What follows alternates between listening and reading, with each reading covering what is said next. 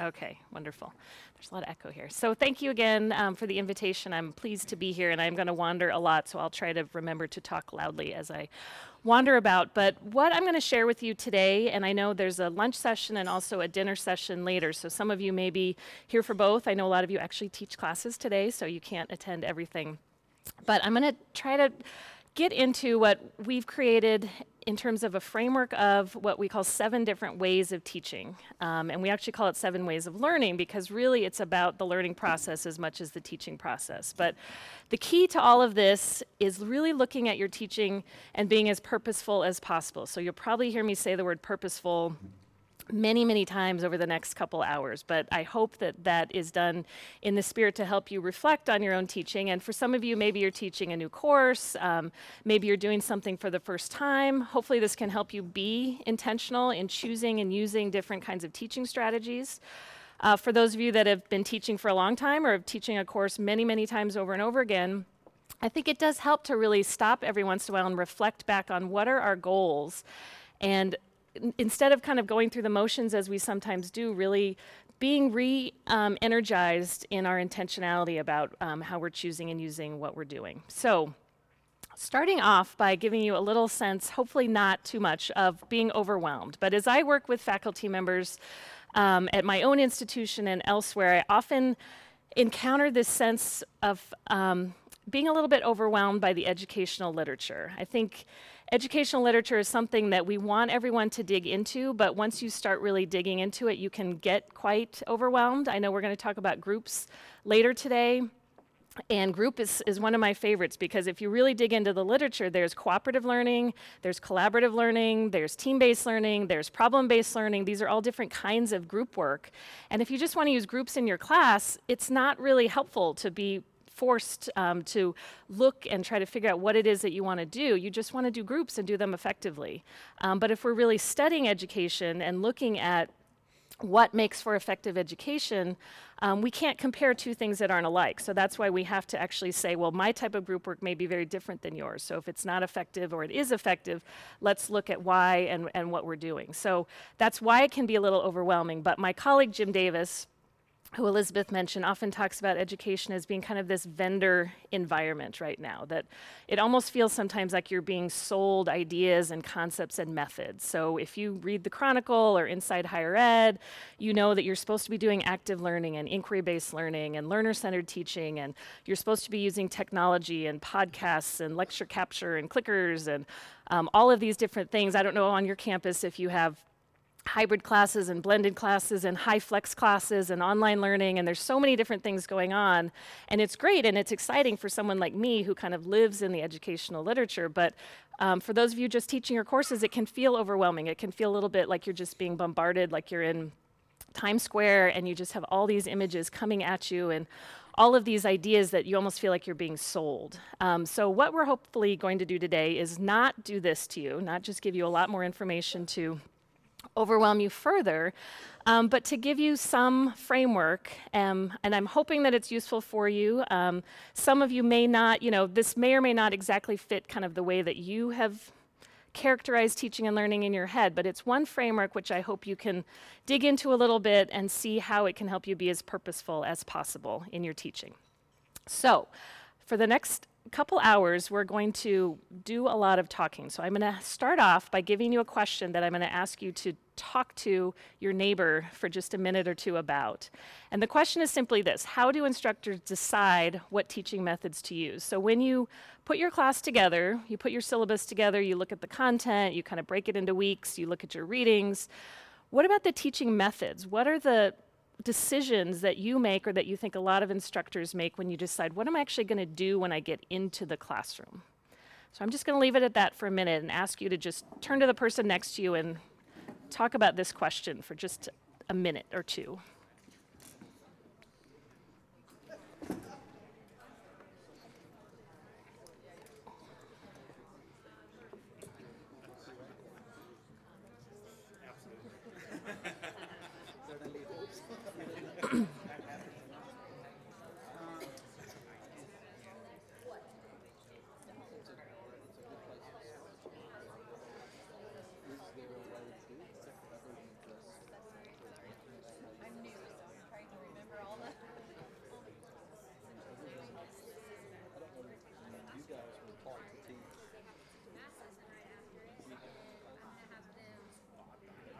I teach administration, so I was taught to teach. We need to have something simplified. I think about how I would learn. I think about if I was a student trying to absorb this information, understanding not everybody has the same learning style or learn the same way I do. But I think I start there. If that's how I learn the best, it's probably how I'm going to teach them. Well, And then that's it. That's good. That's what I'm thinking. more specific about foundational knowledge, application, integration.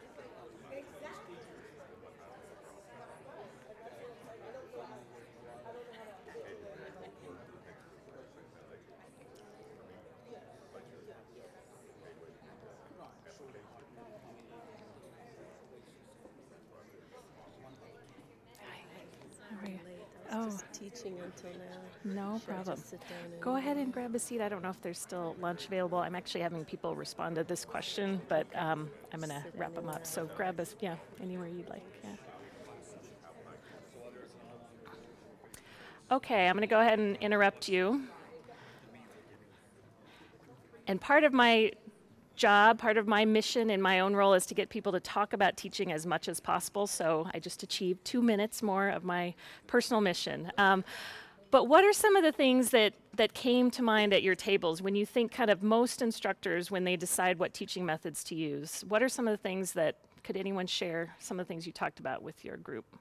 Yes, over here with Dr. Jacobs and I, he said we teach, like I teach to values, my past experiences as a student, what I liked and didn't like. I make sure I don't do something that professors did that I didn't like. And then Dr. Jacobs said we teach to the research, what's out there that you were talking about, the research that's going on also. So getting a sense of what, what's out there, what we know about good teaching. That's great. And I hope that that's what a lot of people do. I know that when I talk to a lot of people, not because we don't want to, but often that's not where we start. I think I heard this group talking a little bit about what background you had in teaching when you started teaching, or lack of. Does anyone want to share that? Put you on the spot. Yeah, we do. I do take a bird eye view of the curriculum and see how different pedagogical practices will fit in terms of delivering the curriculum content to students. And we're talking about, like, say, have discussion questions the way you have inbuilt in my PowerPoint or Prezi, and then students talk about after those 10, 12 minutes of lecture. What other thoughts did you have at your tables? Any other? Well, the environment affects it. So I teach online, which limits some things that I can do. She teaches in the stadium, so you can't do your work real easily that way. And also the personality of the classroom can impact where one activity may have worked in one class. It doesn't work as well because the students don't interact like they should. Right, so situational factors definitely influence how we teach. And that's a good segue too into this framework that we'll give you, where what we're going to talk about are kind of the goals that you have for your classes, for your teaching. And then what I'm going to share with you is kind of a framework for the different strategies or methods you might use. But the situational factors are really how you end up using those. So if you're teaching in that room versus this room, there's different things, different realities that you have to take into consideration. So any other thoughts that your tables had that you would share? We talked a bit about how sort of a macro and micro approach to this, and that some teaching methods you really have to plan, maybe all you should be planning at the time you plan your syllabus, but that some have to be discussed then and thought about then, and others might be implemented during the course, class to class. So sequencing as well. And a lot of these, you guys, which does not surprise me, are thinking about this, in a pretty thoughtful way, which, again, folks that are taking a couple hours out of your time to voluntarily come talk about teaching, usually that's what you hear. There are, I think, some gaps when we sometimes look at what teaching methods we use. There's a quote that I can never find who said it, but that as faculty, we're often very good at talking about content and goals, but we're not always great about talking about teaching when it comes to kind of the specific methods that we use and how we do it. So a lot of times when I've asked this question, I'll hear people say things around, you know, I kind of taught the way that it was always done in my discipline. You know, this is how I learned mathematics, so this is how I taught mathematics. And a lot of times that is the case because it's really the best way to teach it. Sometimes it's not always the case. Sometimes we learn things in a certain way that may or may not be, you know, the most effective method.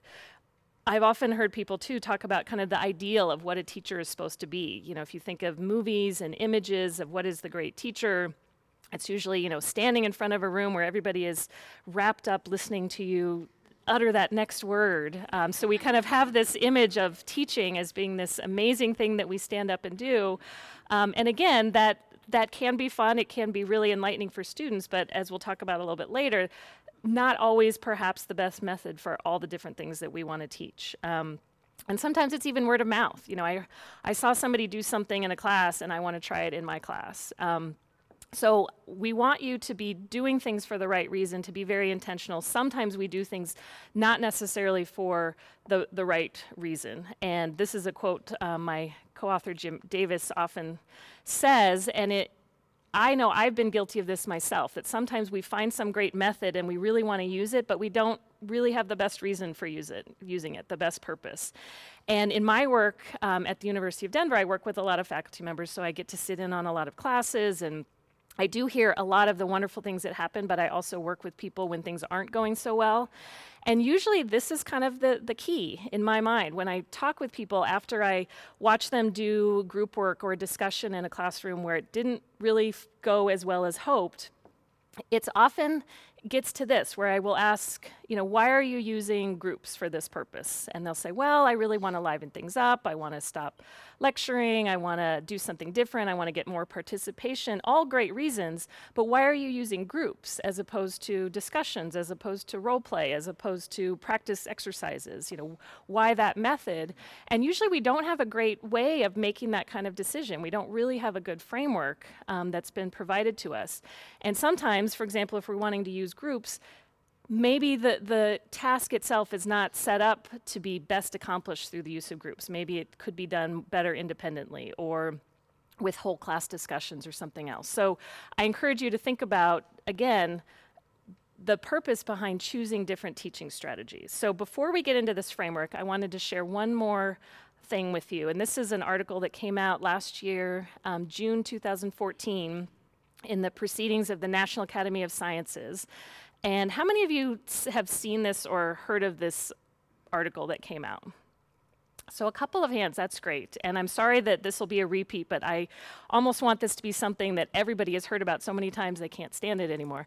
It's a meta-analysis that was done of over 200 studies in the sciences, in the physical sciences, where they compared active learning classes to traditional lecture-based classes.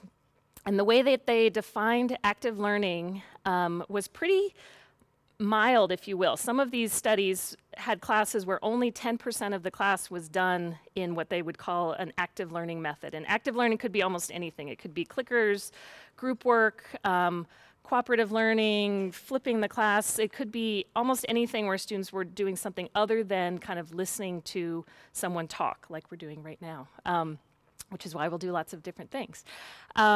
But what they found in this study was that the benefits of doing active learning, even little bits of active learning, were so overwhelmingly positive that what they actually said is if this were a clinical medical trial, the results would warrant stopping the experiment and giving everyone the treatment.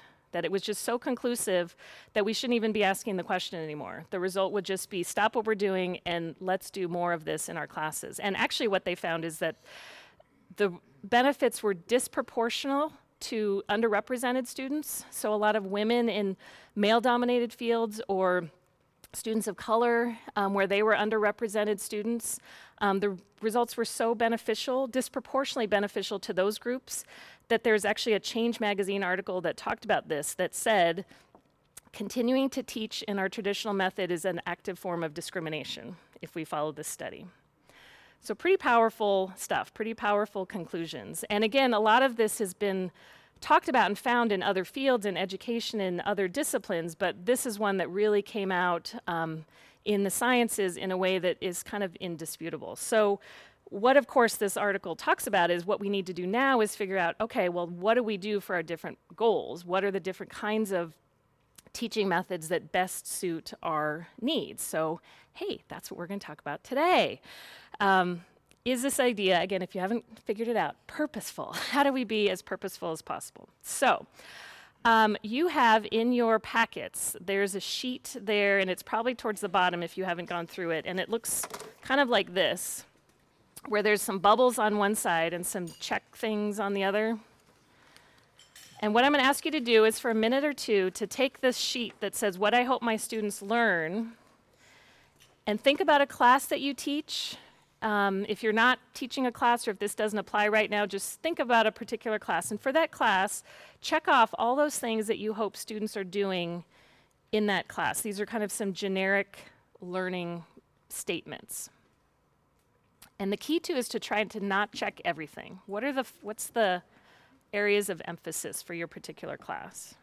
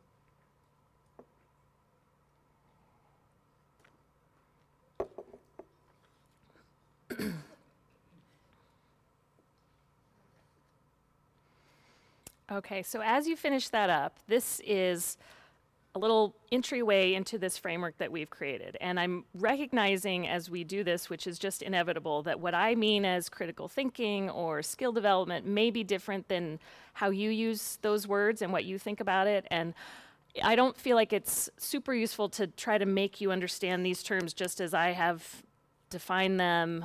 So at some point, be forgiving, I guess, on both ends about we might be using these terms a little bit differently, and I think that's okay. And this comes from our book about facilitating 7 ways of learning.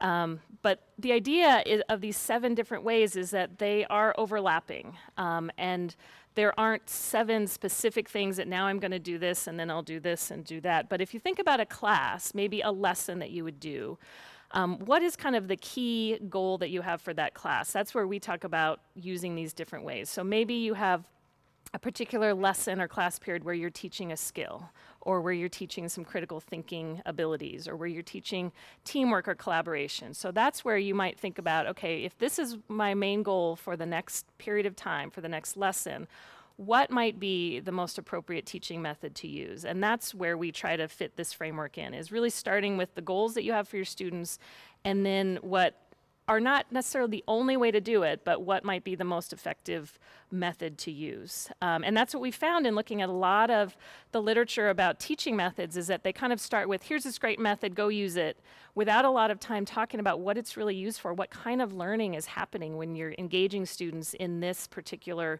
teaching method. And so that's why we call this ways of learning, because it's really focusing on that aspect, on what's happening with the students. So 2 of them we're going to talk about and play with during this lunch session. And then for those of you that are coming to the dinner tonight, we're actually going to look at 2 different ones.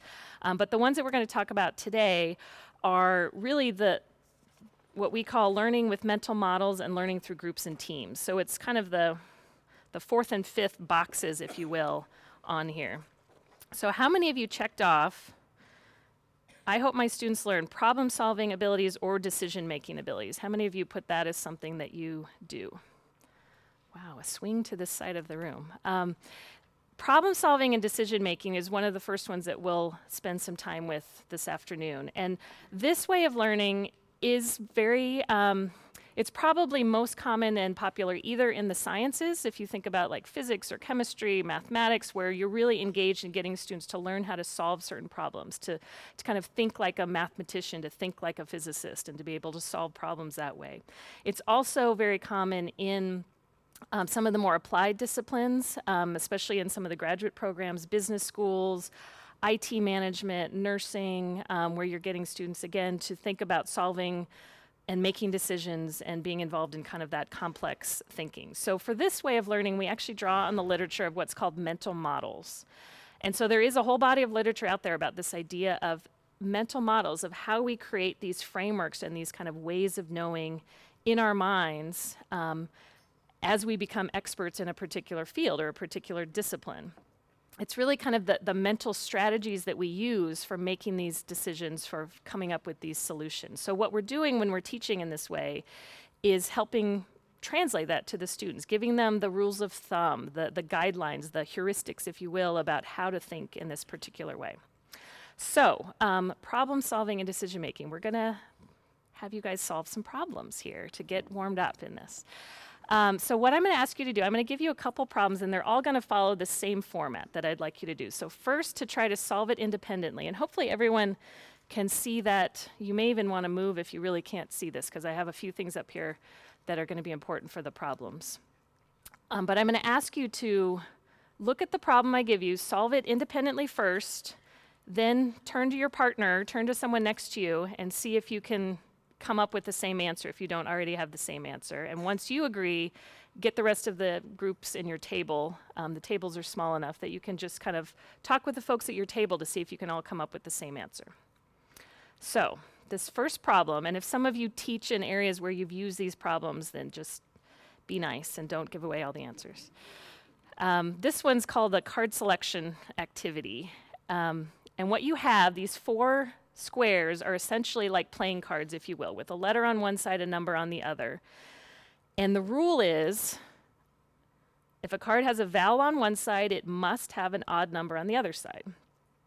So what you want to do is, to solve this problem, to figure out what's the minimum number of cards that must be turned over to check whether this rule is being followed, and which cards. So I'm going to give you a minute to do that independently. Once you think you've got the answer, start talking to the people next to you and try to come up with the answer.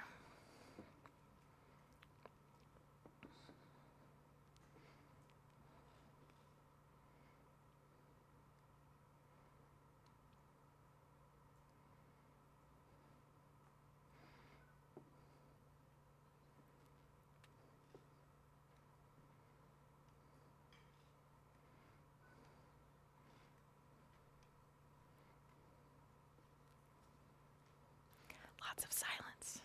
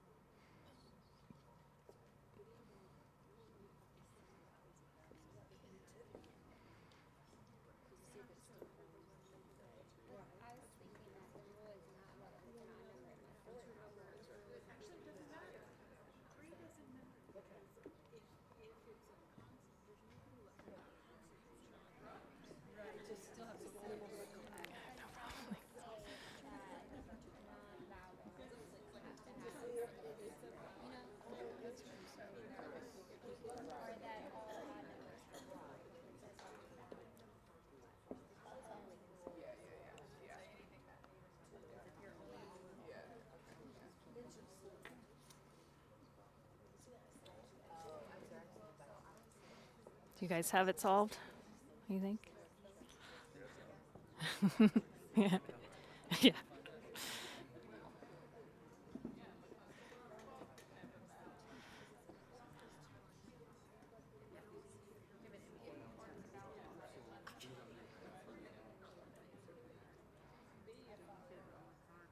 These are the only cards we're allowed to have for this problem. Mm-hmm. Mm-hmm.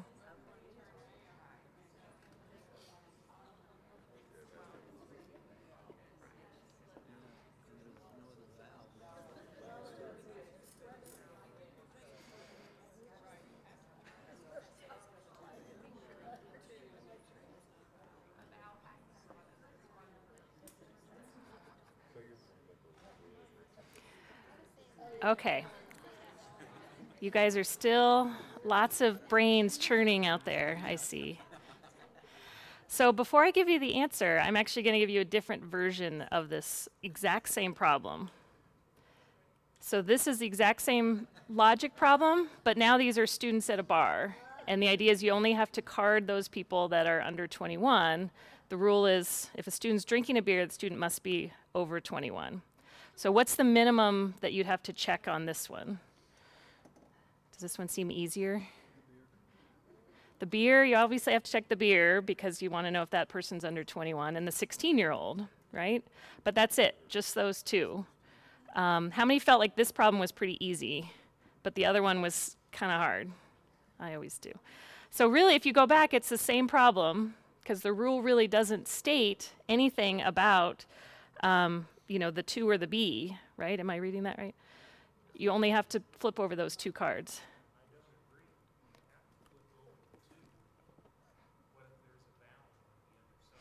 Well, and that's where it gets, we've had this conversation too about what does the word must mean, right? Is that where it says it must have a vowel? And I know that this is a very intriguing problem, and it's fun because I watch people's brains going. It's called Watson's selection task from the 1960s, and this is this logic that they've created around this problem, that it should be the same logic as this.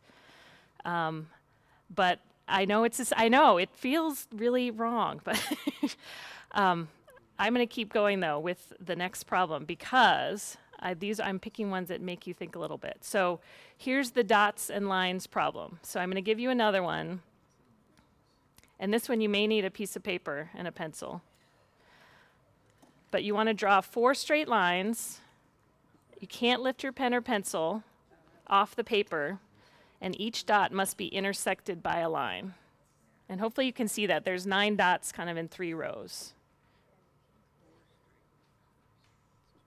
And you can't look this one up on YouTube because it's on YouTube.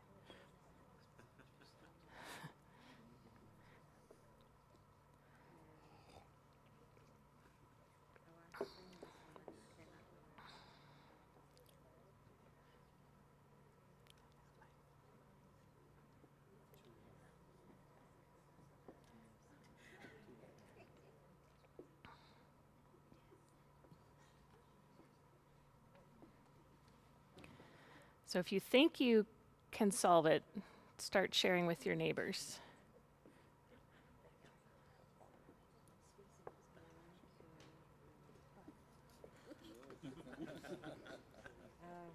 I can't count.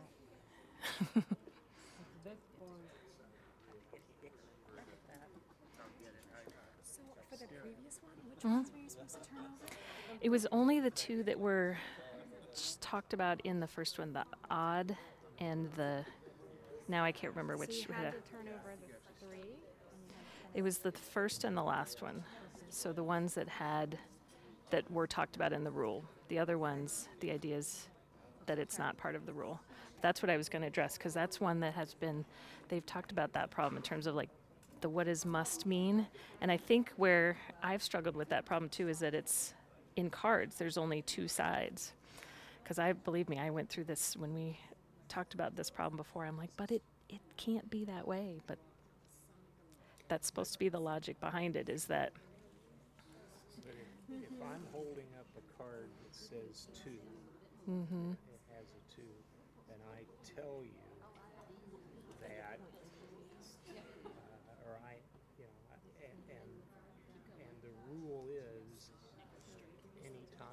is a vowel, there must be an odd number or the rule is violated. If you see a 2 there, how do you know whether or not the rule is violated? And you don't know, but the way that they frame the problem is that it only matters if you're worried about those 2 things. Whoever created that problem, I would argue because it's not the same as 23, because 23 is above the legal drinking. So you know it's not. Don't care when you look at that 23. You don't care what's on the other side of this card. Doesn't make any difference. But if there's a 2, you do care what's on the other side. I know, and that's how I know it's one of the. And I'm not. Yeah, no, I know. Just saying. Yeah. And these problems are sort of picked too that don't have a good right answer to them because they get people discussing those things. What is the logic? What is the rule? So, okay, I want to see. I knew. Yeah. Does anyone have the answer yet? A couple? Oh, great. Will you draw that really big so you could show it to everybody? He figured it out. Oh, okay, you got it. My dots were off, but I got it. Oh, okay. Okay.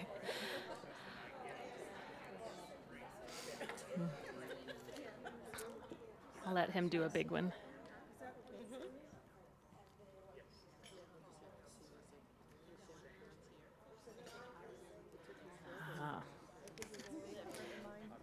Yeah. All right, so here's one version of the right answer here, if you can see it. Actually, I think I actually did take a picture of this morning. Go ahead and hold yours up. We'll see if it matches. So we need to move out of the boundary. So we go here, up to here, and go here, and cross all the 9 dots. Yes, I think that's the same. I have to have my son do that one for me. I still can't do it. So what is some of how did you come up with those answers? How did you figure it out eventually? Because I just want to get out of the common boundary. So you had to This kind of question has, the answer is like, think about what you can do more than what you can do. So you just cross the boundary. So you have to first kind of try to see. After a little while, you figure out it really doesn't work with just drawing 4 lines. So then you have to start thinking outside of the box a little bit. Was this one really easy for anyone? Sorry. Outside the box, literally, right? Yeah. Okay, I'm going to give you one more, and then we'll talk about the process of solving problems too. So this one is the horse trading problem. This has been around a while too. So again, if you know this one. So here is your problem. And I'll read it for those that can't see, but the gist is that a farmer bought a horse for $50, then she got tired of the horse and sold it for $60. Then she missed the horse and bought it back for $70, and then she realized she really wanted a tractor instead of a horse, so she sold it again for $80. So did the farmer make or lose money, and how much did she make or lose?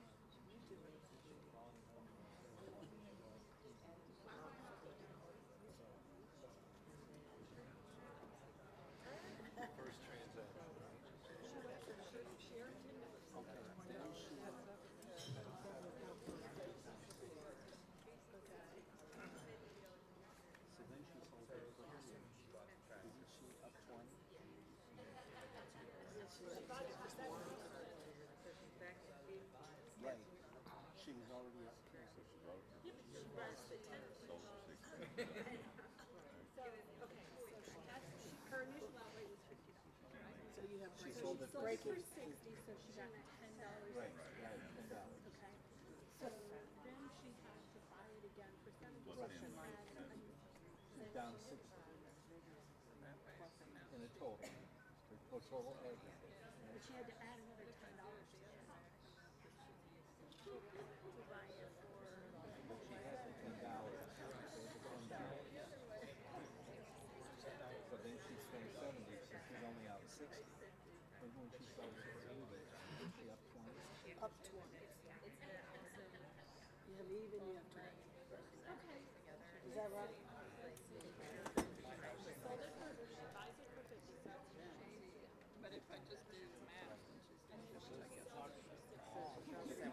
$10 in pocket, right? $70, and then sells for 80, so $20 profit. Yeah, $20. But all the time she said to feed it.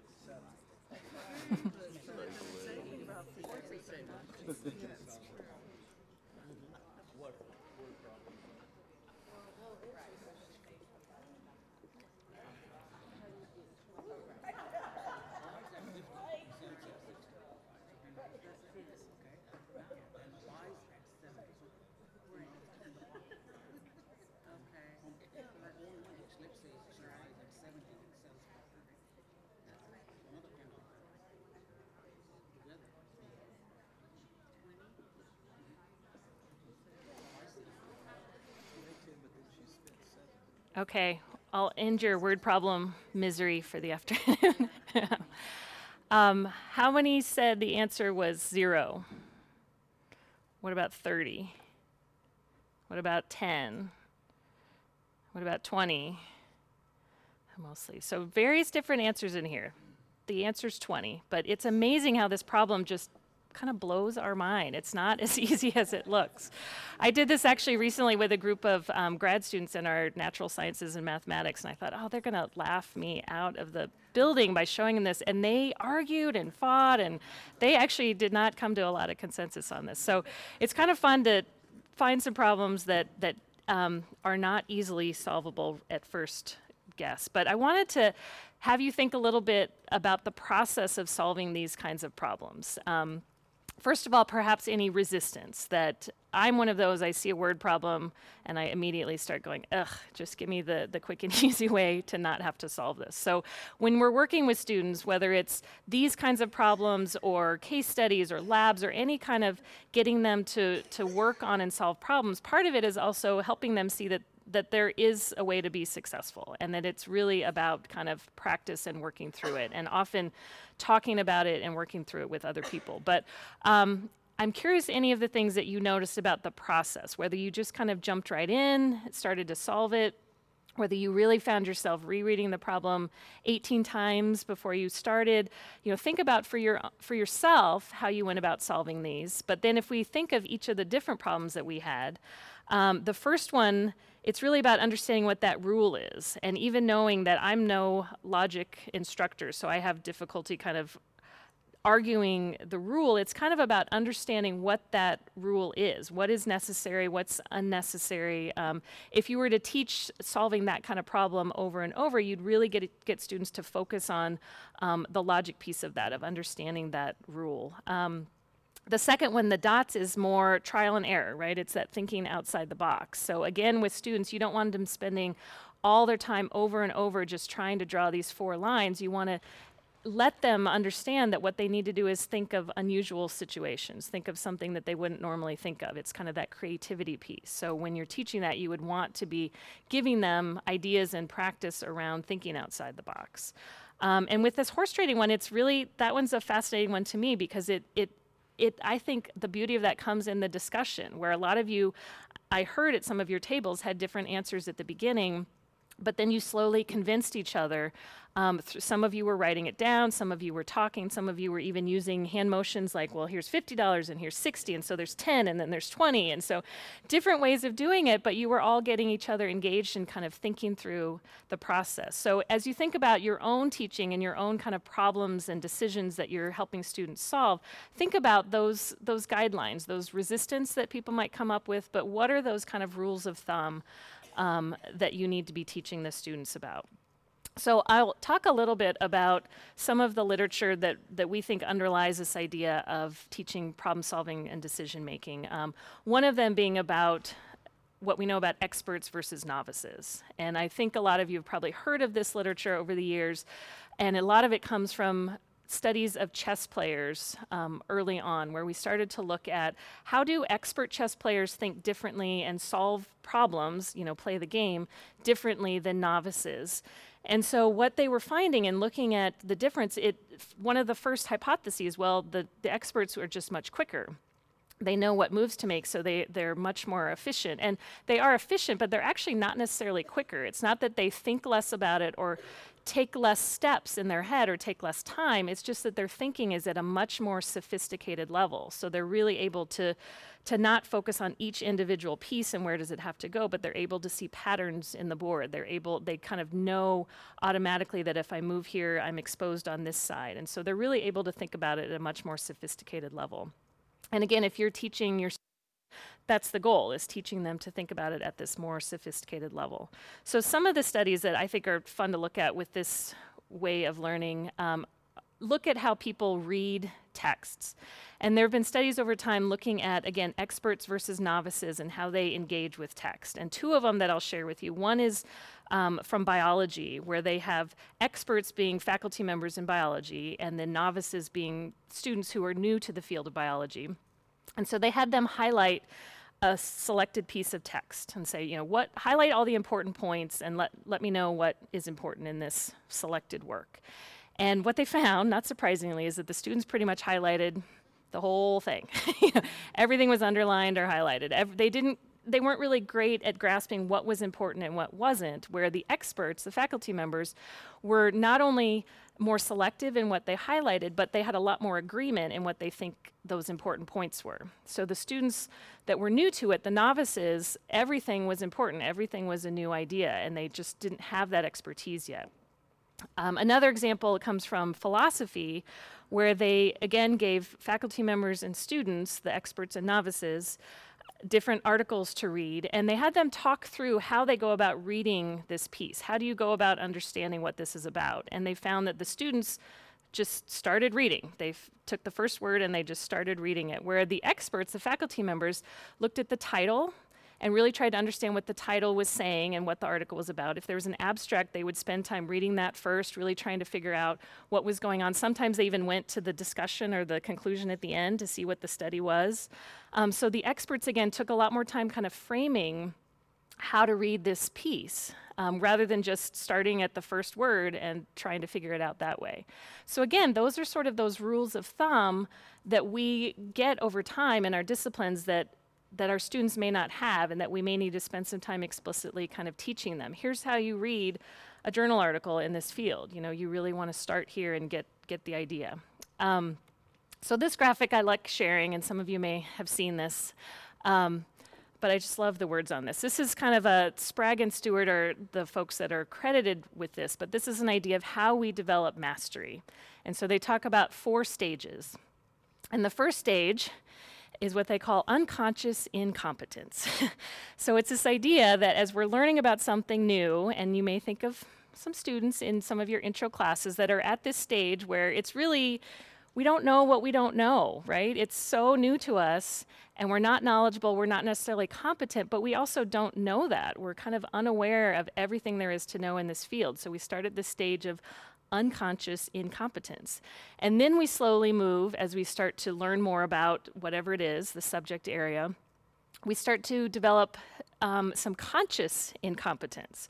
So we're still not super knowledgeable, we still don't necessarily have the ability to do what we're doing competently, but we start to develop that idea that at least we see what the field is about, at least we understand, wow, there's so much here that I don't know about. And then as we keep moving on, there's a stage of conscious competence. So this is actually where some people say a lot of graduate students might be, where you're perhaps competent in the field, you know about it, you can do it, you can teach it, but it's still a very conscious process that you're going through. You still have to really think through all the steps and the ideas. One example I like is of statistics. Like if you're going to run a statistical test, even to decide what test you're doing, you have to think about the variables and what are some of the assumptions of the data that make it necessary. What kind of variables do you have? All those things that you have to think about before you can even run the test might be a very conscious process for a lot of people when they're first working towards mastery. But then once we develop mastery, once we end up in a stage where a lot of faculty members are, we're in a stage of unconscious competence. So here we're very competent, but we actually don't remember all those steps. It's like we don't remember what it was like before we knew how to do these things. So we don't remember, if you ever find yourself saying, I don't understand why my students don't get it, I don't see why they don't know which problem to use. I show them here, I give them another example that looks to me very obvious, but all of a sudden they act like they've never seen it before. Sometimes this is what they call the expert blind spot, where you may know your field so well that it's just you honestly don't remember all those little steps that need to be made explicit towards competence. Sometimes people give examples around cooking. I'm personally not a great cook, and so when I see recipes and there's things like, cook it until it's done. I don't know what done means for this particular thing. Or, stir the sauce until it reaches a good consistency. Like, good consistency. You don't really know what those things mean until you've become this, competent chef. And so the more that we can help our students really see that conscious competence level to really explain to them, here's all the steps that need to be taken, that's sort of the focus of teaching for problems and decision making. So here are a couple of the lessons, and I'd love to hear as I go through this any examples that you might have from some of your classes. I'm sure we have great instructors in this room, and you probably do some really wonderful things along these lines. So please feel free to share, and I'll have a space for that too. But if you're teaching for problem-solving decision-making, one example is science labs. That's a perfect example that fits this way of thinking, teaching students this mental model. And really the key of almost all of this is to focus on the process. When you're teaching about a mental model, it's not really about the answer. It's not whether they got it right or wrong. It's about that process.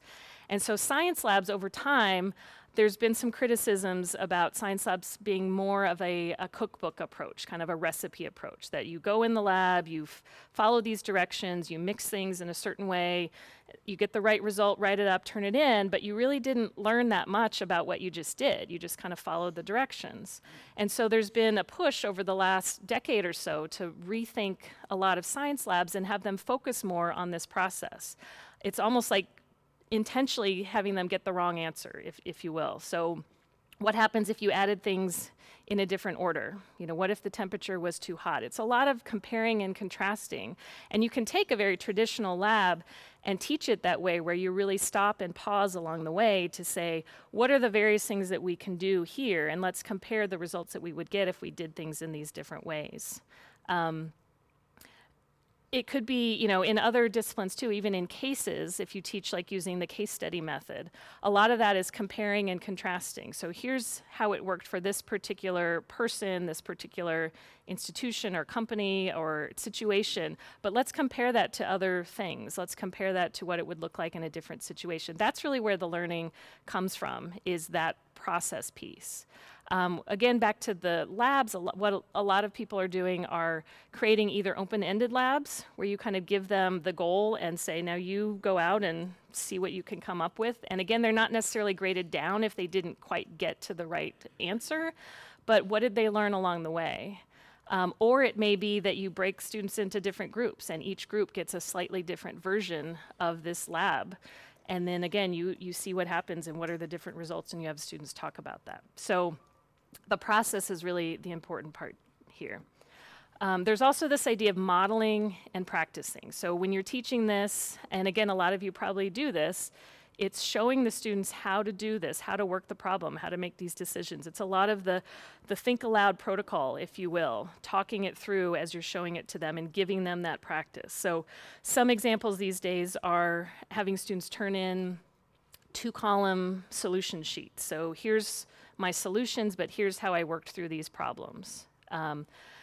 In math nowadays, in K-12 education, some of you may teach in education and know that a lot of the math education is coming through a little bit differently, where kids actually come home with worksheets that say, show me 3 ways to solve this problem instead of solving the problem, or show me 2 different ways that you could work through this.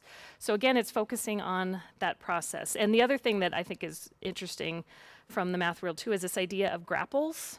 I don't know if any of you have heard of that, or it might be called different things too in different disciplines, but rather than showing the students how to do something and then having them practice, it's getting their interest piqued a little bit at the beginning by giving them a really difficult problem to solve that's related, and the students have to spend time grappling with it and playing with it, and then they're starting to activate the prior knowledge that they have, they're getting motivated, and then you show them how it works and give them practice. And that approach, just kind of giving them that sample activity at the beginning that's sufficiently difficult, has shown a lot of promising results as well. Another piece of problem-solving decision-making is thinking through, again, what are those common pitfalls? Not only what are the steps that you might take for granted from an expert's point of view, but what are the common things that students have trouble with, and to really spend time teaching to that. I know sometimes what we want to do, again, is get them to the right way of thinking, and so we kind of skip over those. We don't really want students to spend time worrying about the wrong answers, if you will, or the bad choices.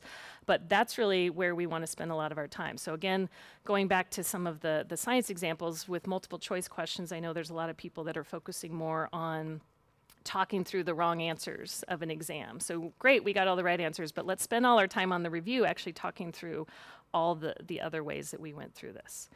And then again, with like case studies, there's lots of different methods that you can use to focus on these common pitfalls, whether you run them through like a SWOT analysis or different kinds of methods where you focus on, what are the different things the lessons that you want them to come out with. So that's a quick and dirty on some of the lessons, but I would love to hear, we do have some time, if anybody in here teaches in these ways using labs or cases or problems or projects, and you want to share some things that you do in your class that fit with this, or questions that you might have before we move on to another way of learning. We use one called decision cases, which are like case studies, but they don't have a resolution. Oh, great. And so you get to a certain point, and you have everybody's side, and then they have to decide what happens next. And how do could you explain that a little more? How do they make those decisions in class? We went through I went to a place where we wrote some. It's used a lot. It's certain area of social work, and we create them sometimes from real situations and change all the identifying information, and just don't give the resolution. And so they decide from an ethical standpoint, from a practice standpoint, how do you grapple with this? How do you decide what should happen in this case? Great. So the focus is very much on the process there. It's a great example. Anything else to share? I'm doing one that we'll discuss next week. I teach public administration, and we took the shootings from last weekend, and I said you work in the executive office of the president, you're each a different cabinet. The president has tasked you with coming up with solutions for this, and I had them choose different cabinets. They're working in groups of 2 or 3. How is Health and Human Services? What do they suggest? What does Department of Justice suggest? What the different departments suggest? And I'm really anxious to hear what they come up with, because it's not what the correct answer is. There is no correct answer. It's the process, and this is what happens every day in the Office of the Presidency. And I try to use not just the case studies from the books, but something that's happened in the news. Yeah, it makes it relevant in real life, and they're very interested. Oh, sorry. Sure, I will do my best, and please help me if I'm not giving it justice. But decision, can you hear me now? Should I go back here? One of the examples was from social work, decision-based cases. Is that what you, where you worked through writing some of them, and You have a case and you just don't have the resolution, and they have to figure out what should happen. Were you able to hear? Maybe. Yeah. So kind of a different way of looking at cases, not just here's what this group did and here was the answer, but there is no answer really. It's just here's the scenario and you work through it and talk about it. And this was an example too of what's the class that you teach? Foundations of Public Administration. Okay, so it's looking at some specific examples based on recent events in the news and kind of what would students do, how would they apply it. Again, kind of open-ended, not with one answer, but focusing on what are those decisions. And again, with both of these examples, I'm sure what you do is kind of look at that mental model. What is it I'm trying to teach and focus it that way. I've done the same thing when I taught Calculus 3, which is very different because students don't think there can't be more than one right answer. So I've had them model the cost of a dumpster, optimal size of a dumpster, had them model methane, model the earth with Play-Doh, and things like that. And sometimes their numbers are different, and I can tell you distinctly that when I say, oh, that looks good, they go like, how do you not know what the answer is? All your measurements are different. You guys are all engineers, but it's kind of getting past that point of understanding that there is one answer, especially in math, which I think is a big problem with students. Great, thanks. Any thoughts? Yeah. In one of my, I'm teaching a film class, so I wanted to explain what metafiction was, but rather than explaining what is metafiction, fiction about fiction, I asked the students to write for 1 or 2 minutes about how they write a composition or something for my class, one of the assignments. We were talking about an assignment. So they were writing about how they write that, the steps they follow. And then we shared with the class, and then I said, well, this is the same thing that metafiction is, but only with fiction. So we came around to the answer by focusing on the process. That's great. Good variety too of different disciplines. Were you going to share something too? Oh, I teach a class in audiology, and so I had worksheets that are a series of case studies, and each case study has just a few points that really highlight what the problem might be. And so for the students, it's identifying what's really significant out of a group of information. And I let them work on them for 5 or 10 minutes, and then we talk about the first one, and I walk through how I solved that, and then I let them go again, and they get much better throughout the class period at picking up the subtleties as they go, and we stop and go through again. They work in groups. Yeah, and I mean, that's a real key for, again, this way of learning is the practice. Really, the best way to learn how to make these decisions and solve these problems is practice doing it, ideally under guidance where you get these models. I'll give you one last example, too, of a class that I taught, which was about teaching evaluation, so or training evaluation, really. How do you design like a comprehensive evaluation plan? And when I first kind of came across this framework, suddenly this light bulb went off, because the students would always finish this class and they did pretty well, but I often found that they didn't really get that fundamental framework that the class was about. It was kind of about this 5-level framework. And sometimes they would just say things in their papers or their final projects that made me question whether they really understood that. And so once I started to realize that this class was really about teaching students a model, and there's so many different decisions that have to be made along the way and so many different parts of this. But once I really thought of this as this is what I'm teaching them, all I did to change the class was really focus on articulating the model. So every week it was kind of like, okay, here's where we are, here's where we went, this is the step we're at, here's where we're going. And we had all the students using this framework with their own individual examples. So I spent more time in class having them share what step 2 looked like for all these different examples, that compare and contrast piece. Those are really the only big changes I made to the class, but I saw such a difference in their understanding of this framework because it was really articulating that and getting them to see the differences. So we're going to go ahead and move on to the other, oops, where did I go here? The other piece, okay, yes, there we go. The other way of learning that we'll spend a little time on today is what we call learning through groups and teams. And this one is a little interesting. It'll be interesting to see your reaction on this, because we actually focus kind of one of the main underlying aspects of this way of learning in helping students explore attitudes and feelings and perspectives. And I know my colleague is always like, you can't say the word feelings with faculty members. That's not what we want to talk about. But there is a lot to suggest that when you get students in groups, when we work together, we're talking about not just attitudes and perspectives, but feelings is also something that really comes across here. So for your own particular discipline field, I think you can see how this applies, because almost everyone uses groups at some point in their classes for different things. But when we're talking about group work here, we're really talking very specifically about when students are kind of put together to work on a task, to complete something. We use the distinction of groups as when people work together on something, but a team is when they're really giving a very specific outcome or deliverable that they have to do. They have to write a paper together, they have to give a presentation, something like that. We can just talk about it all today as group work, but when we talk about group work, again, we kind of base some of this from human communication theory and actually group counseling theory, and a lot of what we've learned about what the value is of getting people together in groups to talk about things.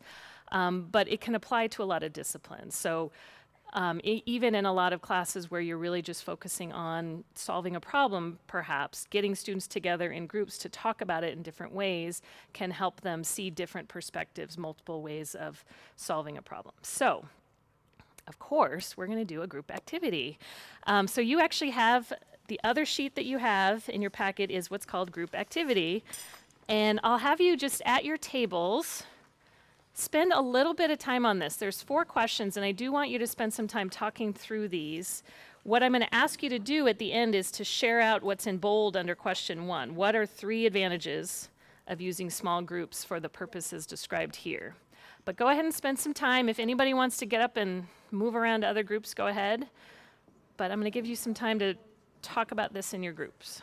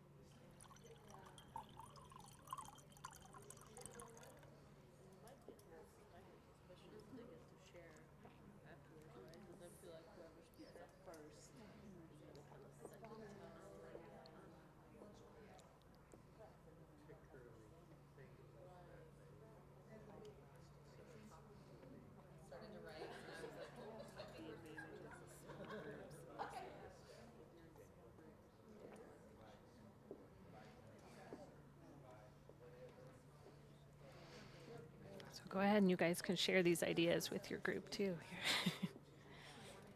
Yeah.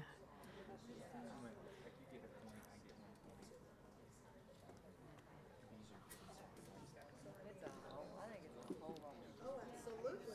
Time, energy,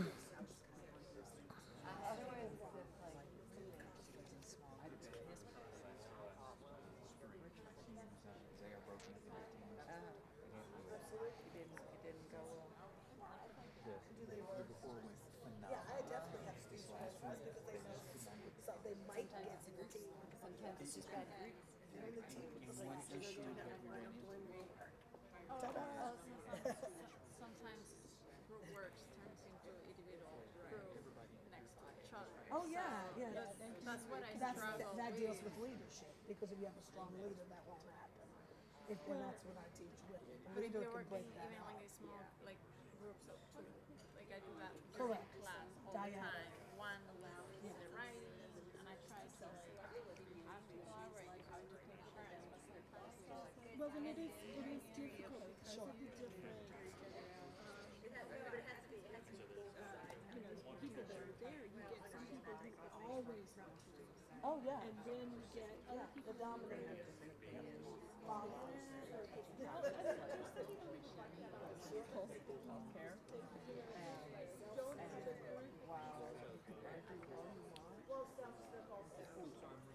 In smaller groups, initially, I feel more comfortable. Whereas I mean, even if I may acceptable rather than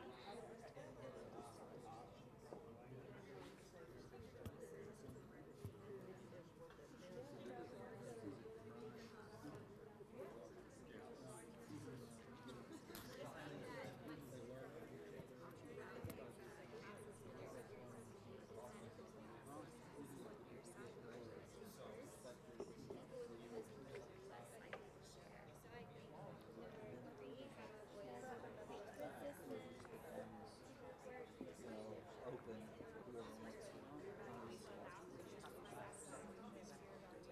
So I see what one of the things I've learned about more resistance to these work, we talked about that they have challenges with those students that are churches. So that makes them resistant to want to do it. Right, because they don't want to feel the work. Exactly.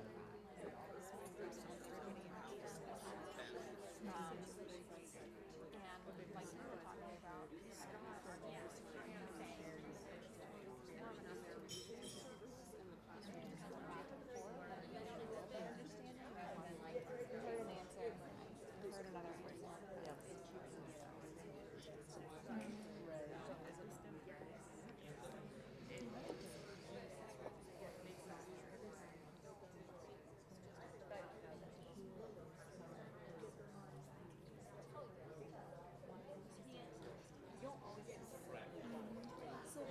Exactly. And working with other people brings a perspective to what's going on.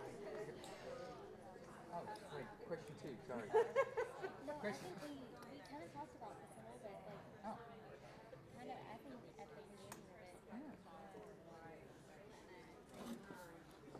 One reason, I know some students are just like, they just don't want to do it. They just don't want to work with it. Some just want to be involved. Yeah, they don't want to talk to anybody, they don't want to look at anybody, they don't work with anybody.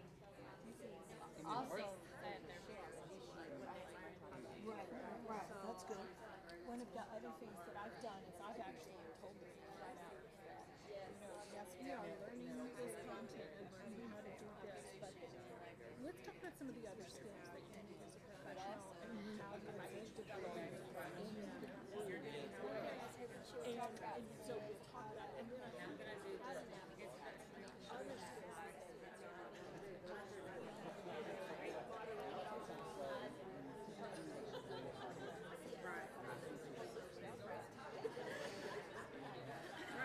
If you only do those two slides, how are you ever going to be able to do the meeting? Right. I don't know how to do that. I say always does that.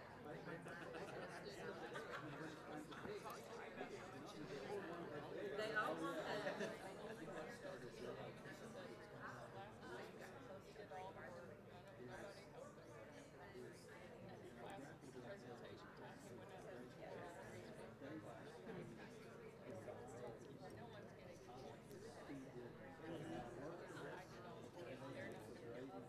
yes. I get them to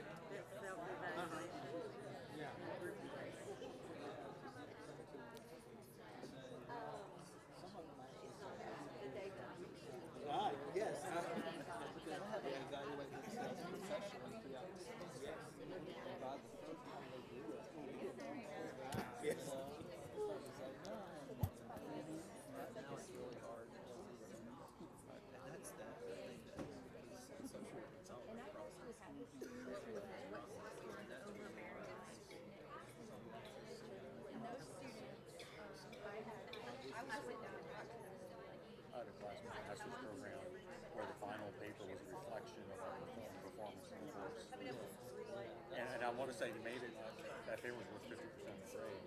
And you had to, well, what was your grade? And it wasn't a short thing either. It was philosophy of higher ed. So we had to really basically demonstrate our learning, but also reflect on it. You also need to learn how to That's why I think that they did lie that one student in my group did not do as much work. I quickly emailed the student who wasn't, and then emailed me back who it was.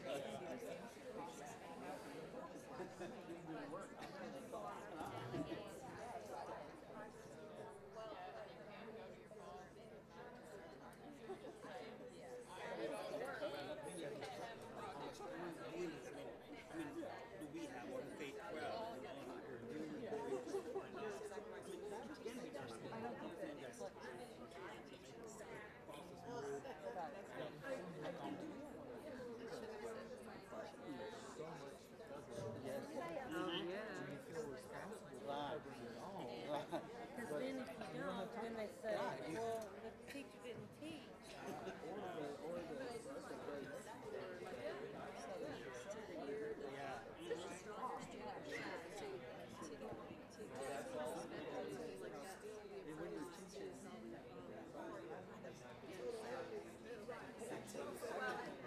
And I try to monitor the grades aspect of that, but really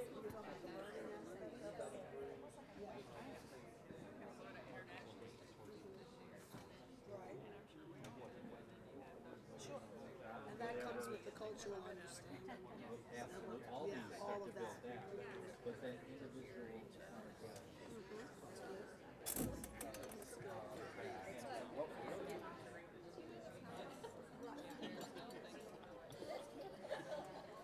One thing I've started is having them write chapter reflections.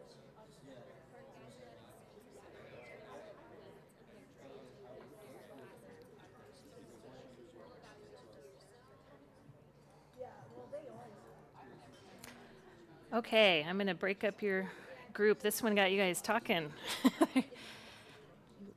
Lots of interesting insights. So I'm going to try to move around, so I'll try to talk louder, we'll talk louder, but I want to hear from you guys as much too. What is at least one advantage for this scenario that your group came up with of why groups might be a good option?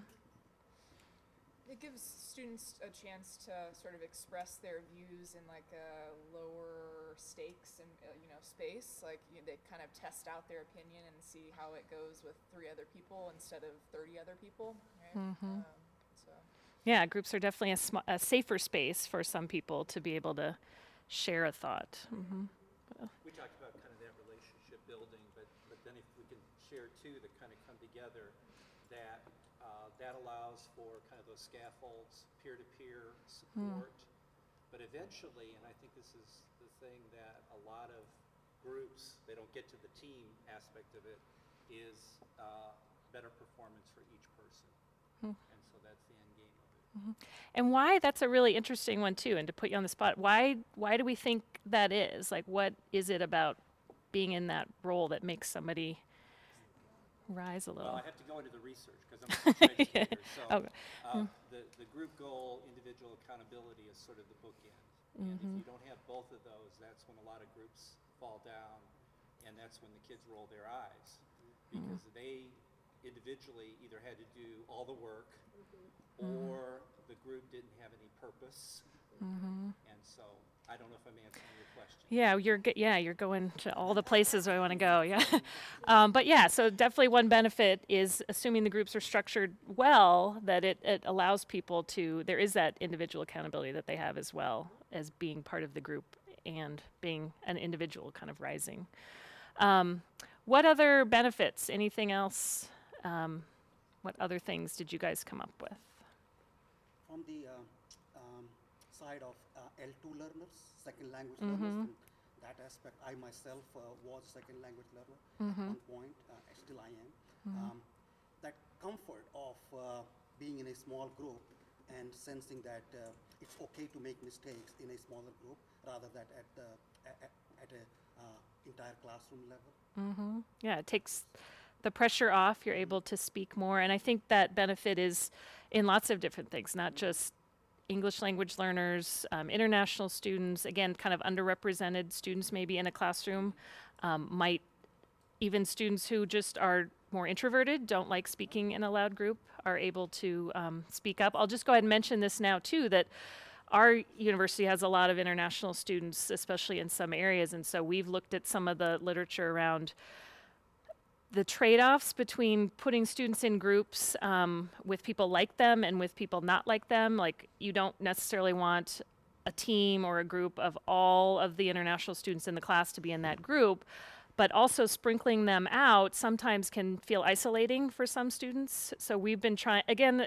it's very much depends on the nature of your particular class, but we've been recommending as much as possible to, you know, have students maybe, especially if they're in bigger groups, with at least someone else that they kind of bond with, so that people don't feel isolated, because we've had some instances of some of our international students being kind of ignored in a group. So there's a benefit, there's also a risk, so that's something to keep an eye out for.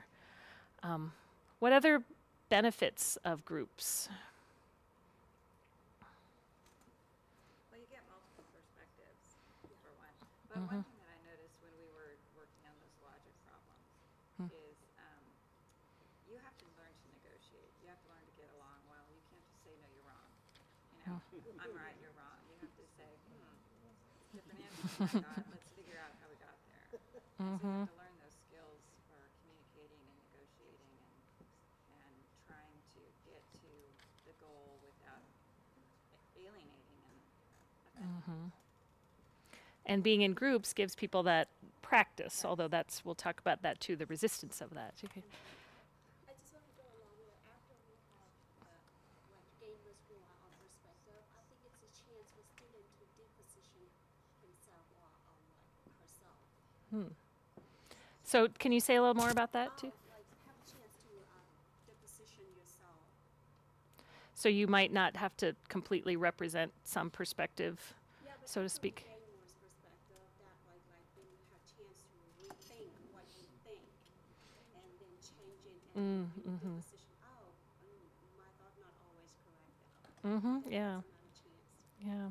And that is one, again, kind of going back to like the group therapy type literature, that it's really hard to change perspectives and opinions of people. And we have, you know, all of our thinking in a way is sort of biased and prejudiced. We tend to think certain ways.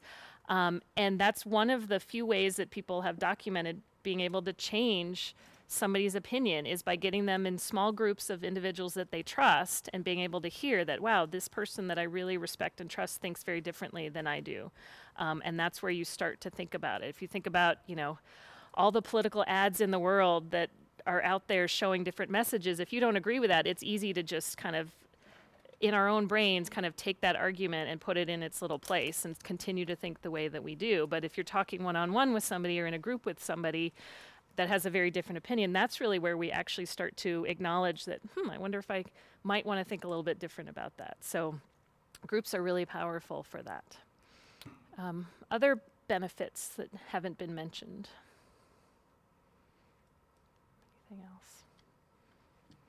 And this example is really looking at a very specific case, but there's also, kind of going back to your point, the idea of teaching teamwork, teaching collaboration skills, that some of our goals in higher education are not just around content. It's about helping students become productive citizens of the world, where they're going to have to work with other people all the time. And so to the extent that we make that part of our course goals and we explicitly teach to that and talk about that, is probably very different in different classes. But again, that's definitely one of the benefits of using groups. So what about the resistance too? What are some of the things that you came up with in terms of why students resist group work? Or maybe they don't on this campus. Maybe you guys have this magical campus where everyone says, yay, groups, I can't wait. Yeah. What are some of the things that students resist about groups? Heard from some grad students in our department that, you know, we've had a class where there's group work often, and they feel like the burden of kind of managing the group falls to them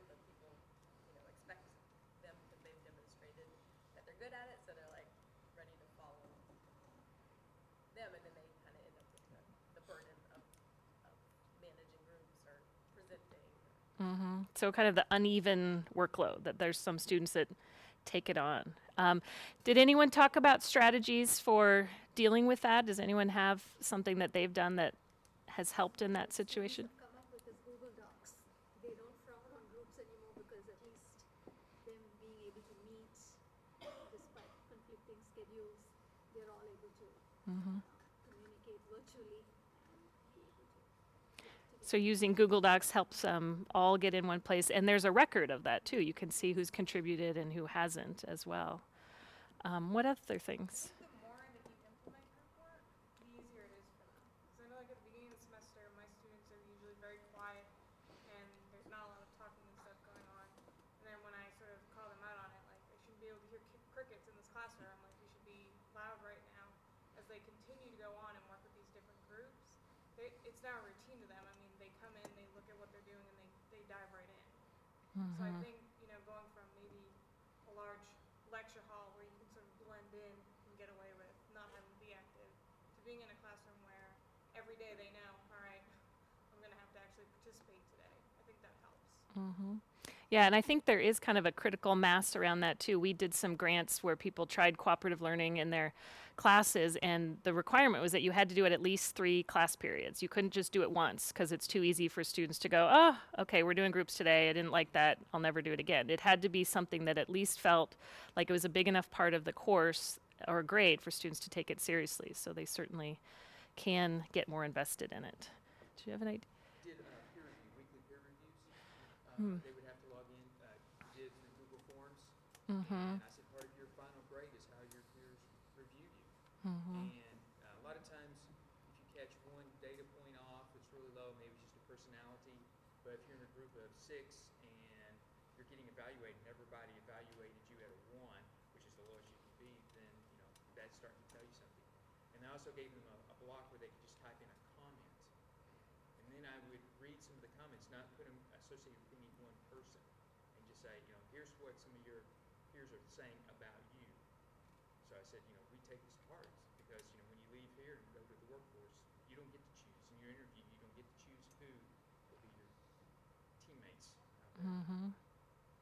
Yeah, so it's that individual accountability to each other as well. We had conversation about moving from simple structures to more complex structures, like you've done today with the think, pair, share kind of approaches, where it just very naturally flows, and you can do it in a short period of time, to going to the structure that may be more complex and more sustained over a period of time.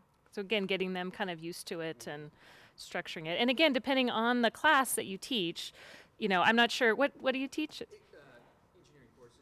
Okay. This is our senior design course, which everybody is broken up into a specific group.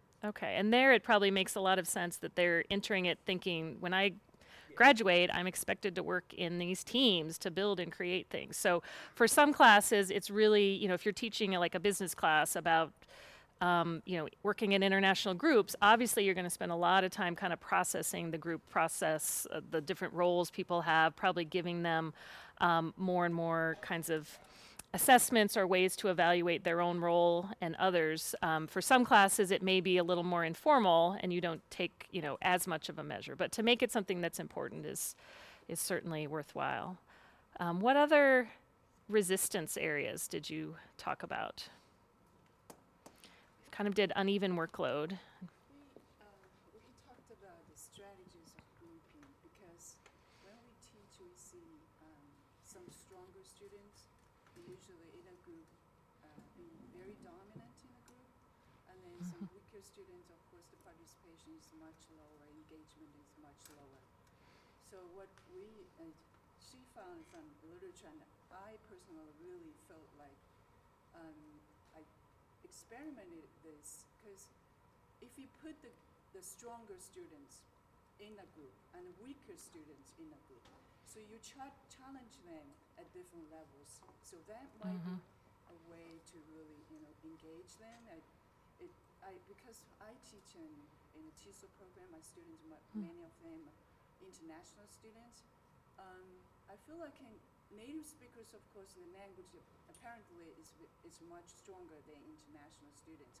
But international students, they wanted to be getting involved, but The question is how much they can be involved. But if I put them together, apparently they create a group leader, and then they do a good job and try to challenge and compete with the native speaker groups and they want to do the best job. But so that means if we do this way, not really, I usually do like, okay, weaker students and stronger students. I feel like those weaker still weaker, but stronger stronger. But if we do different ways and say stronger students can become better and the weaker students can move up better, so that might be something I think that's a strategy of looking at how we group students in different ways. So she talked about it from a professor from a different school was talking. We say I totally agree with this. Maybe this is something we need to think about how we group students and really, to challenge them. So just wanted. Yeah, and how many of you, when you put students into groups, assuming that you use groups, you let them self-select the groups? Sometimes. Okay, so different things. If one of them usually is the leader, they can't be the leader in this group. Okay, so they actually have different roles. And okay.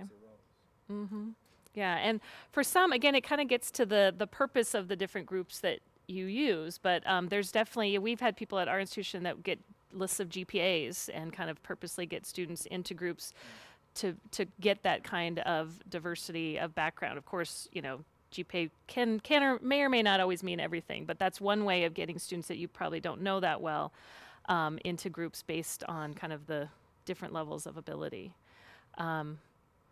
Other weaknesses that, or resistance areas that you... Well, so I've been trying methods like these in my class. We do a variety of different things. So I surveyed my students recently to see how do they feel about these different activities in the classroom.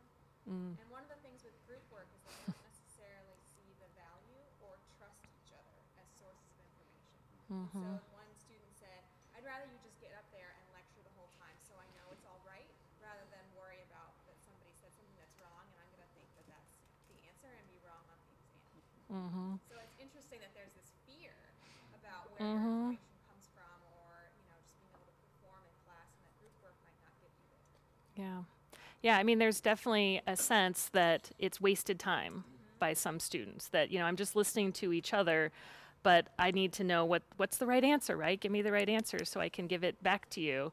And so it kind of gets back to the point made earlier about, if part of the goal is teaching these collaboration skills, how do we get students to really buy into the value of using groups? And I think that's a tough one. I mean, we've worked on it a lot, and we can say it a lot, but sometimes we might need to really hone in on that. What is the value? Asking students, what did you get out of groups? What are some of the things that employers are going to want, that you're going to need, and how can you kind of show that on your resume? Look, I've worked in these groups with students from all different backgrounds, and we created this, or we've worked on that together. How they can, different ways they can see that as a benefit. And I think we really have to do a bit of a sales pitch on that, and more than just once. I've had that with instructors like, well, I said at the beginning that groups are important, but I think unfortunately that's something we have to not only us say a lot of times, but have it come from them too.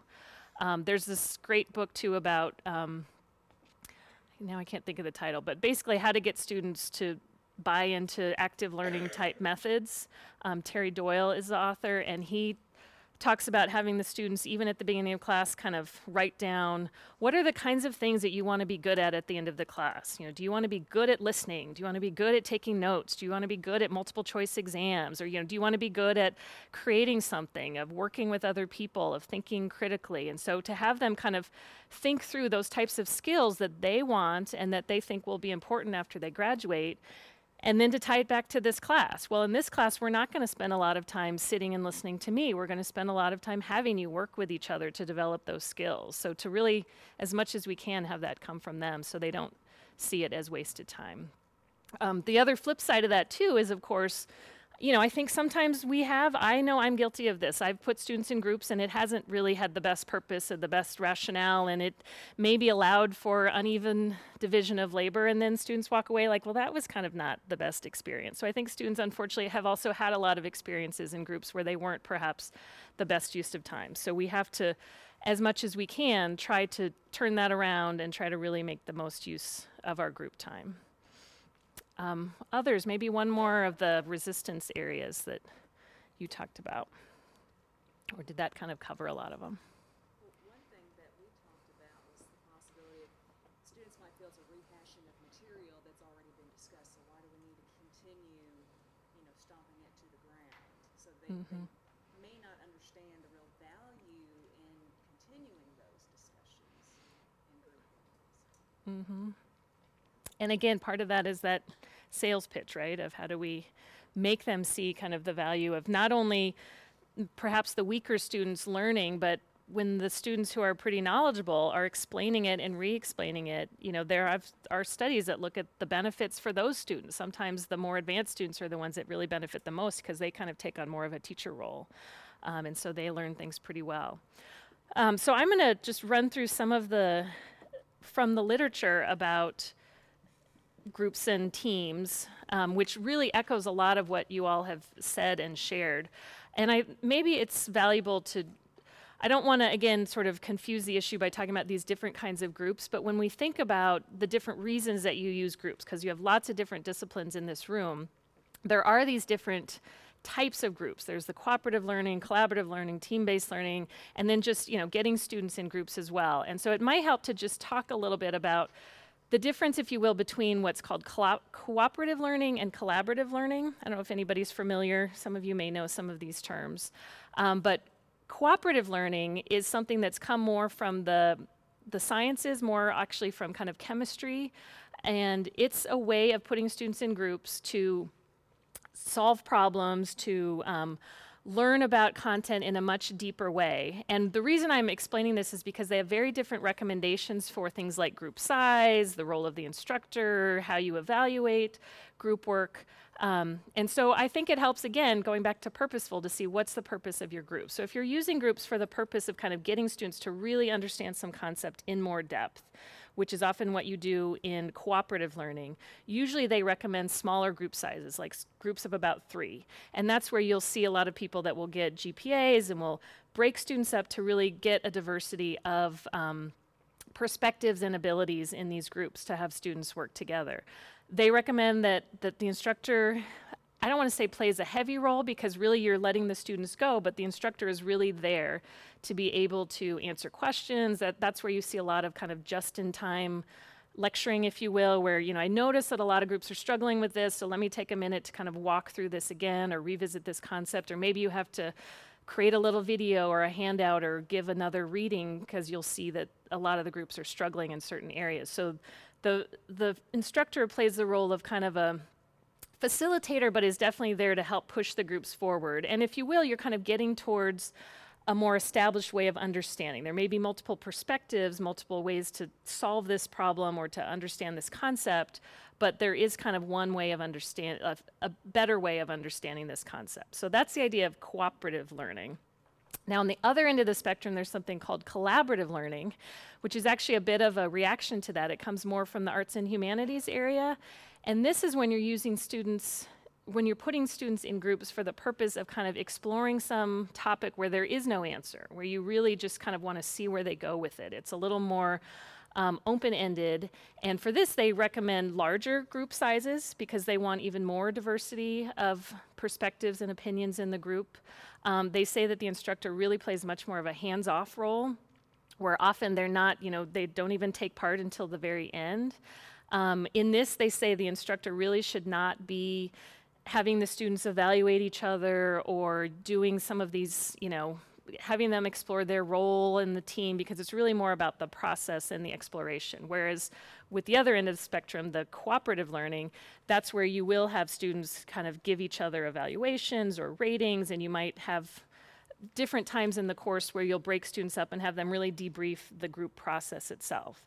So again, depending on the purpose of why you're using groups, you may vary on those different kinds of things. So sometimes we get the question of, what's the ultimate size of a group? Well, it kind of depends on what you want to do or what should be my role. And so that's why I bring up those two examples to show you, why the answers may be so different.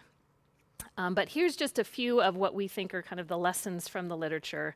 And again, one around how do we compose and orient the groups. The size of the group is always a big one, but generally the rule of thumb is that you want the group kind of big enough that it can represent a different diversity of the types of skills or abilities or perspectives that you want represented, but small enough that everybody can meaningfully participate.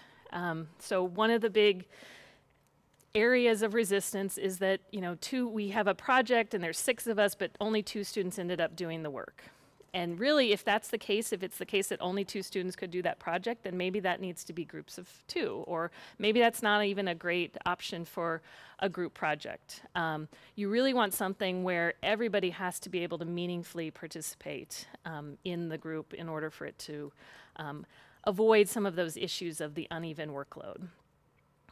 The other thing you want to do, obviously, is monitor the progress. And again, I just gave an example of where there may be very different versions of what monitor means, but really you want to be able to make sure that if there is a big problem, it doesn't just blow up at the end and that's the first time you've ever heard about it. So probably a lot of you do this. You have different deadlines or checkpoints. Sometimes people will have students write contracts at the beginning. Here's what I agree to do. And then they check in after a couple weeks. I think we're on track. Maybe they evaluate each other or at least give a little check-in on everything's great or we're having some trouble. Usually the instructor kind of tries to stay out of it, but gives the students the tools or the support that they need to solve problems. So there's lots of resources online about, you know, apathy or social loafing. There's a article, and I was trying to remember it actually last night. It's called like Hitchhikers and Couch Potatoes. Does anyone know this article?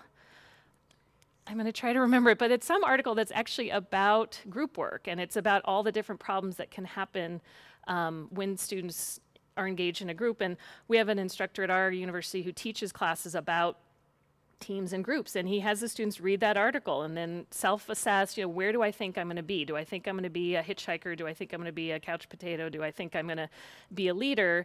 And then they kind of check in using that as a framework throughout the class to see what's my role and what am I doing. He also has them reflect not only on kind of like your example here where you trade off being leaders of the group, and often when somebody does that, sometimes the leader will write a little self-reflection on, you know, what did I learn about my leadership role and all that.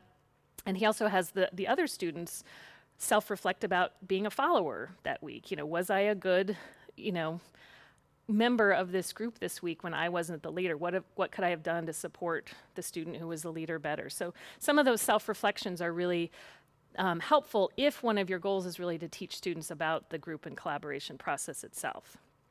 One of the problems of group work that we often don't talk about is the idea of groupthink also, that sometimes groups work really well together, and that's great, but the depth of their learning is not necessarily where we want it to be. Sometimes if they're all friends and we all get along together and we do this great project, that's where you also might want to look and wonder if maybe you could push the students a little bit further in their thinking. Maybe they're not getting the diversity of perspectives that they could have gotten in a group where maybe there'd be more conflict, but sometimes those diversity of opinions are really where a lot of the learning comes from.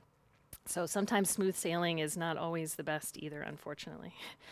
And then also just the idea of how do we assess and interpret the learning. So we've already brought up some examples. You know, one of the great examples from the cooperative learning is kind of this balance between individual accountability and group accountability. So you definitely want students to feel like they can't succeed. You know, they can't get a good grade if they're not really a meaningful part of the group, but at the same time, students often want some sort of individual accountability too. So some balance there usually gives people a sense that they're not just going to be either sailing on the coattails of the group or taking the lead and dragging these other students to a grade that they don't want.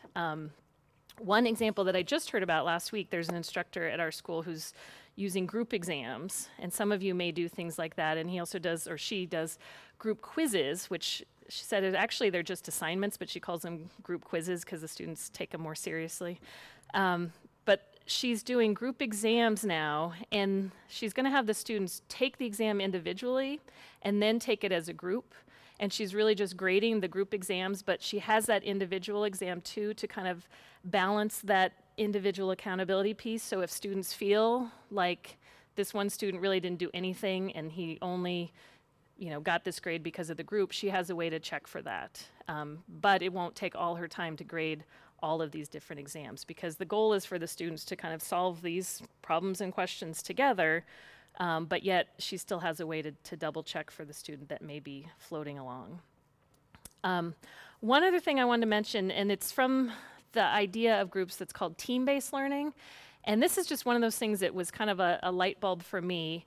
This is a completely different approach to group work, just to confuse you even more, but where they actually have students work in groups during class to solve problems. But what I think is really unique about this particular approach is that the deliverable, the whole idea is that the deliverable is quick and easy. So usually where groups break down is when they have to write a paper together or do a presentation together. And that's where, I mean, as we all know, it's hard to write things with other people. It's hard to do some of that work with other people. And so what this group work method focuses on is making that deliverable super easy. So it's often, here's this scenario, do you vote for or against this piece of legislation? And of course it's open-ended, there's no right answer to it, but the groups work and work and work to come up with their answer.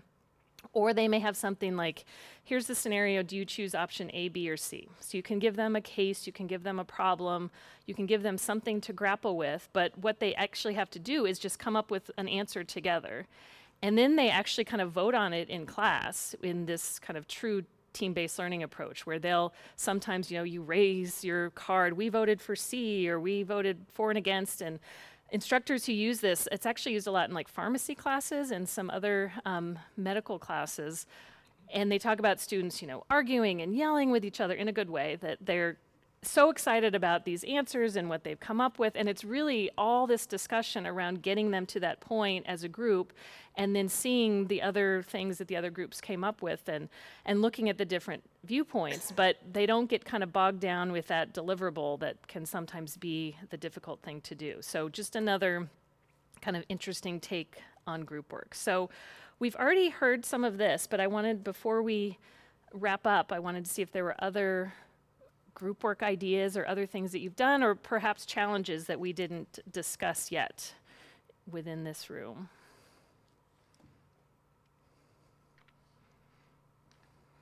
You brought up the exams where you do them individually and then do them as a group. Is the group also done in class, or do they work outside of class? That's part A. Mm-hmm. Part B, where do you find the time to then grade everything? Well, so I'll answer the second part of that, which is what this instructor for this particular example does is only grades the group exams. So she actually has classes of 80, but only ends up grading, I don't know how many that would be, but I think they're in groups of like 5. So she's really only grading that much. She has all the individual exams that she could refer back to if there seems to be a problem, or if students complain, hey, I would have done much better if you hadn't put me in a group. She can always fall back on that, but she doesn't grade all that. So actually the grading is less than if she graded 80 individual exams. Yeah, and the first one, actually I don't know for this particular example, but I know there's other people on our campus that do the group exams too. So I don't know if they I'm assuming that group work is something that they do as a regular part, but that's even another question of, do you keep the groups together? Do you mix them up? Again, there's pros and cons to all of that. The cooperative learning folks, again, would kind of say keep the groups together throughout the entire term.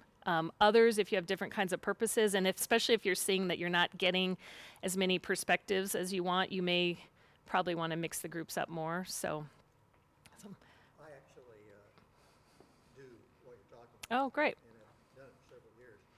And the individual quiz is done on Canvas. Okay. And so it's graded automatically. Mm-hmm. No problem. and then the group or the team quiz is done in class. And the particular questions that are on there, it's a short quiz, first of all. It takes at most 10 minutes to do in the group. And then the questions are delivered as they are issues that we need to talk about in class. So we go off of the quiz to bring up these issues and talk about why the answer should be or whatever. That's great. great example. Yeah, and that reminds me too, the team-based learning approach, because they're really focused on the discussion that happens in class. So the question is, well, what if students don't prepare? What if they don't do the reading? And so they actually have this approach where the students take a quiz before they come to class. And so that's sort of the individual piece. And then the group work is discussing these issues in class. And I've even heard of instructors, I don't know if this would fly here, but you can't come to class unless you get, you know, a perfect score or an 80 or above on your quiz. And of course you can retake it, but really you're not supposed to be here unless you've prepared adequately and you kind of have this even level of background knowledge before you come in to work with the group. Was there another? Did you? No. Any other experiences, ideas around groups, burning problems you're having? Mm-hmm. So when you were talking about your sales pitch, I love that because one of the things that our program is new, so I'm the new program director for public and community health here on our campus, and so one of the projects that I did, and the students actually just start this week, is they have to address a real life issue in our community. And so they're raising awareness food and funds to alleviate hunger, not only in our community, but also on campus. So that's our real life goal and mission, or mission. Their goal is to raise funds and sponsors for 600 Christmas baskets for Needline. And so that's their goal, that's what they're set. And then they have their pre-planning guide where they have to delegate responsibilities for each of them. Then they have to decide who's going to be the social marketing person, what flyers, what events, and so they're going through the process as a community health educator. So they're going through the planning process, and in class, I lead them toward that process, because there is no right or wrong answer, but they have to know the process to ultimately implement their project. They're implementing starting this today, and then they have to find a way to evaluate it. And so I do the peer evaluation, so they do a self-assessment and an assessment of each of their group members. So none of them get the same grade, because the biggest thing is that they want to know if it's going to be a waste of their time, and if someone's going to be riding on their coattails, and if they're going to be the one who does all the work. Well, that pre-planning guide should already delegate all that before they even start it. Mm-hmm. And then that check-in every week keeps them in line, and also they're producing flyers to market it, business letters to start writing professionally, and all those things they get to put in their portfolio at the end. So they are producing stuff that they can actually take into a future employer, and they're addressing a real life issue. So it's kind of a all around, like, this is what they have to know for the profession. They're learning the process, and they're creating something that they can take with them. Mm-hmm. So it kind of fits in with everything we've been talking about today. Very much, yeah. That's great. And they are working as a team, and I call it a team. They come up with a team name. Their team name this semester is Racers Giving Back, because it's a relatively, like I said, it's a new program, relatively new class, so a very small amount of students in there, but having them label themselves as a team make them work together a lot better. And so it's been good so far. I'll keep you guys posted at the end of the semester.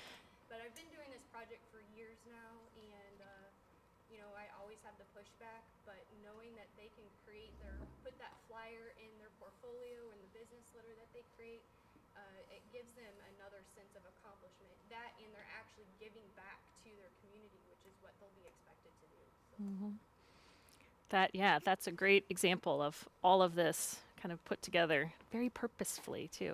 And you know, the sales pitch, again, I feel like I almost can't underestimate that too. And we've been playing with lots of different things where sometimes, again, it's so obvious to us that this is something you will need and you will use, but even having past students come back, we've had little videos of, you know, a student who went through a certain thing, and here's how it helped me get a job, or here's how I've used it in my life. You know, having the students themselves talk about those connections can be really helpful, or, you know, physical things they can put in a portfolio. That's huge. Well, my former students come back as mentors to help the current students go through the process too, because they're more likely to listen to the other students than me. But this is my first semester on campus, so I don't have any mentors. Yeah. And you will, and you'll grab those. And yeah, I mean, it's definitely harder in some disciplines than others, but I would definitely encourage you to do that sales pitch and let the students do that as much. So I have one question. Yeah. And that is, you mentioned this, when you have projects that really shouldn't be group projects. So what are the characteristics of that, and what do we do about it? That is a good one. That's hard to kind of say globally, you know, because again, groups, you know, you could say we have done no group work today or we've done all group work today, depending on kind of what you consider to be group work. But so if it is something where there is a deliverable, again, I would look at, do you really need every student to meaningfully participate in order to get through this? And we went through a lot of the benefits that, you know, it increases participation, it helps students think of perspectives they may not have seen before. Sometimes it's simply just to have those shy students be able to think up, to talk in class, to process information. So I think if it fits any of those goals, a lot of those are probably calling for more smaller group work. I would say that those fit. If it's something that is bigger that maybe doesn't quite need 6 students to complete it, or if you do